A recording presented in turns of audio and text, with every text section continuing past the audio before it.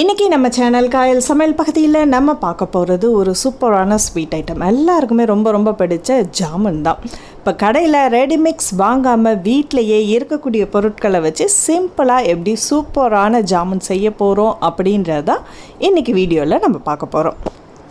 முதல்ல நம்ம ஜீராவை ரெடி பண்ணுவோம். இப்போ ஒரு பேனில் அல்லது நான்ஸ்டிக் கடாயில் 1 கப் அளவுக்கு சீனியும் 1.25 கப் அளவுக்கு தண்ணியும் சேர்த்து நல்லா கொதிக்க விடுங்க. அதாவது இது ஒரு கம்பி பதம் வரணும். அந்த மாதிரியான ஸ்டேஜில் வர்ற வரைக்கும் அதை அடுப்பை சிம்மிலே வச்சு கொதிக்க விடுங்க.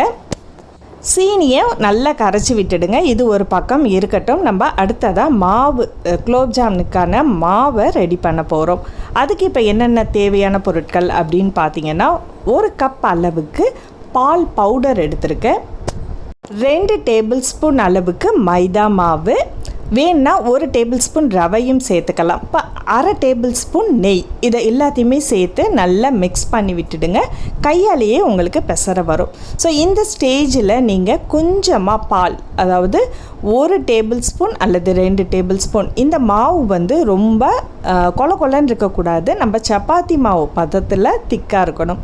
அதனால் நீங்கள் கொஞ்சமாக தான் சேர்த்துக்கணும். இல்லைன்னா ரொம்ப கொலன்னு ஆகி நம்ம வந்து பொரிக்கும் போது அது பிரிஞ்சு போயிடும். கைகளாலோ அல்லது நம்ம ஸ்பேட்ச்லா வச்சு நல்லா பரட்டி விடும்போது நல்ல ஒரு ஸ்மூத்தாக இருக்கணும். ரொம்ப அழுத்தி தேய்க்கணுன்ற அவசியம் இல்லை. சும்மா ஜஸ்ட்டு நம்ம இந்த மாதிரி பரட்டி விட்டாலே போதும். நல்ல ஒரு பதமாக இருக்கும் உங்களுக்கு. ஸோ இதில் வந்து கிராக் இல்லாமல் மட்டும் பார்த்துக்குங்க. ஸோ இப்போ நல்லா பிசைஞ்சாச்சு. இதை சின்ன கைகளில் வந்து நல்லா நெய்யை அப்ளை பண்ணிவிட்டு சின்ன உருண்டையாக நம்ம ரெடி பண்ணிக்கலாம்.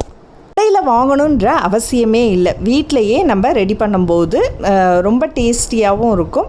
ஸோ இந்த ரொம்ப கொலன்னு இருந்துச்சுன்னா நீங்கள் 1 டேபிள் ஸ்பூன் எக்ஸ்ட்ராவாக மைதா மாவு சேர்த்துக்கலாம். இப்போ நமக்கு பதம் நல்லா கரெக்டாக வந்துருச்சு. இதில் கொஞ்சமாக கையில் நெய் தடவிட்டு சின்ன பால்ஸாக, இது உங்களுக்கு விருப்பப்பட்ட சிலிண்டர் ஷேப்லேயோ அல்லது ரவுண்டாவோ நீங்கள் எது வேணாலும் பண்ணிக்கலாம். இப்போ உருண்டை பிடிச்சி நம்ம தனியாக எடுத்து வச்சிடலாம்.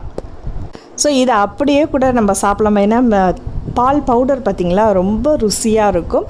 அது தீபாவளி டைமில் அல்லது ஏதாவது ஒரு முக்கியமான விசேஷமான டைமில் ரொம்ப குவிக்காக ஈஸியாக பண்ணக்கூடிய ஒரு ஸ்வீட் ஐட்டம் இது. மெயினாக விரிசல் மட்டும் இல்லாமல் நல்லா ஸ்மூத்தாக பிசைஞ்சிங்க. அதுவும் அழுத்தி பிசையணும்னு அவசியமே இல்லை. ஸோ இப்போ நமக்கு ரெடி ஆகிடுச்சு. ஜீராவை நம்ம பார்ப்போம். இப்போ ஒரு கம்பி பதம் வந்திருக்கு. இது வாசனைக்காக நான் ஏலக்காய் பொடி இருந்துச்சுன்னா ஒரு 1/2 டீஸ்பூன் போடுங்க. குங்குமப்பூவும் இதில் சேர்த்துருக்கேன். ரோஸ் வாட்டரும் நீங்கள் சேர்த்துக்கலாம். ஸோ இதை நல்லா கலக்கி நம்ம எடுத்து வச்சிடலாம். வெதுப்பாக இருக்கணும் அது. இப்போது இதில் நம்ம பொரிக்க போகிறோம். பொரிக்கக்கூடிய எண்ணெய் வந்து அதிகமாக இருக்கணும். நெய் அல்லது எண்ணெயில் நீங்கள் செய்யும்போது அது ரொம்ப நல்லாயிருக்கும். இப்போ நல்லா சூடு ஆனதுக்கப்புறம் அடுப்பை கொஞ்சம் சிம்மில் வச்சுட்டு இதை நிறைய போட்டிங்கன்னா ஒன்றோட ஒன்று ஒட்டி பிரிய ஆரம்பிச்சிடும். அதனால் கொஞ்சம் கேப் இட்டு போடுங்க. ஸோ உங்கள் சட்டிக்கு ஏற்ற மாதிரி 2, 3, 4 அந்த மாதிரி, இது சின்ன சட்டின்றதுனால நான் 4 போட்டிருக்கேன். ஸோ இந்த மாதிரி கோல்டன் ப்ரௌன் ஆன உடனே அதை எடுத்துட்டு வெதுப்பான உள்ள அந்த ஜீராவில் இதை நம்ம போட்டோம்னா போதும். சுவையான குலோப் ஜாம் நொடியிலே நமக்கு ரெடி. ஸோ இதை வந்து நம்ம தீபாவளிக்கு முதல் நாள், இது 1-2 நாள் வச்சு நம்ம சாப்பிட்லாம். ரொம்ப டேஸ்டியாக இருக்கும், நல்ல சாஃப்டாகவும் இருக்கும்.